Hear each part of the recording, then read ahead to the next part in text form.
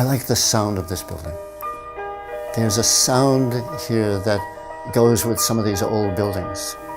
And it's the sound of what the spirit is this here. And then when the students enter, it's when those two sounds come together. The sound of the echoes of the past and the sound of this really high energy of these kids looking for each other and discovering each other, and even with their anger, that this is a safe place to even be angry. There's music in this place. There's music in this place. Wow. I've compared it to what Dr. King was talking about children being judged for the content of their character and not the color of their skin. Everybody that walks into this building brings a gift with them.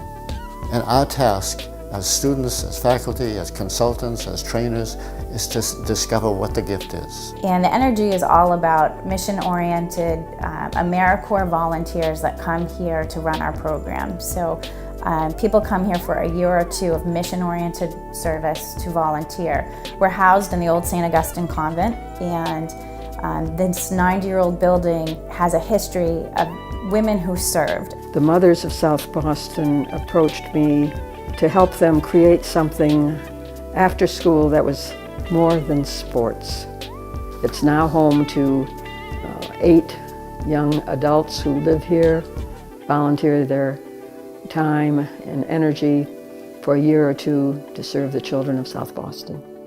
We're an academically, educationally focused after-school program, and we open learning opportunities indoors for youth who are in the 4th through 8th grade who either go to school in South Boston or live in South Boston.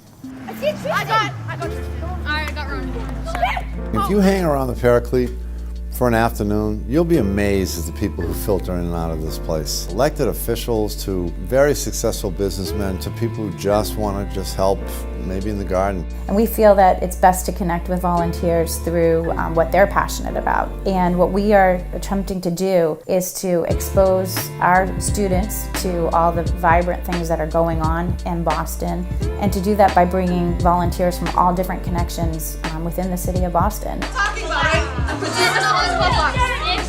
Very careful, right? Honestly, I don't even know how I manage them, but I start with connecting with them, whether it's something recent, something they did in school, something that they see in the kitchen that they find it interesting. I mean, it seems to help them calm down a little bit.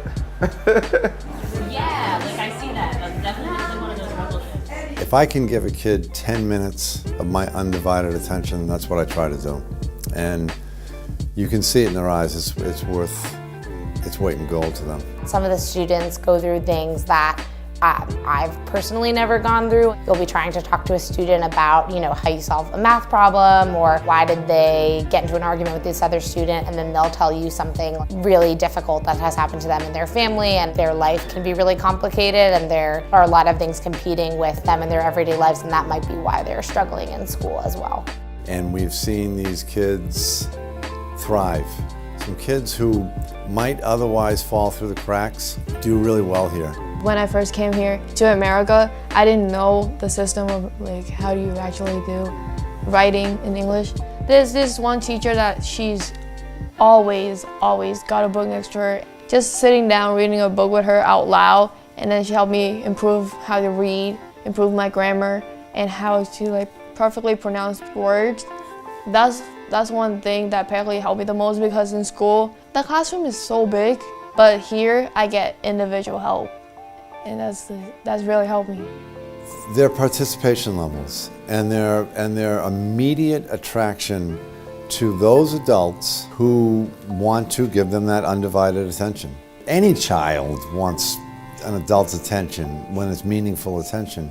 You don't have to really stretch your imagination to see where you could fit in here at the Paraclete. The reason I got involved first time with Paraclete, it becomes very infectious. Once you start here, it's hard not to recognize right away the special opportunities that it gives, not only the children, but it gives to the people working with the children. I mean, I get as much as I give at the Paraclete, and that's for sure.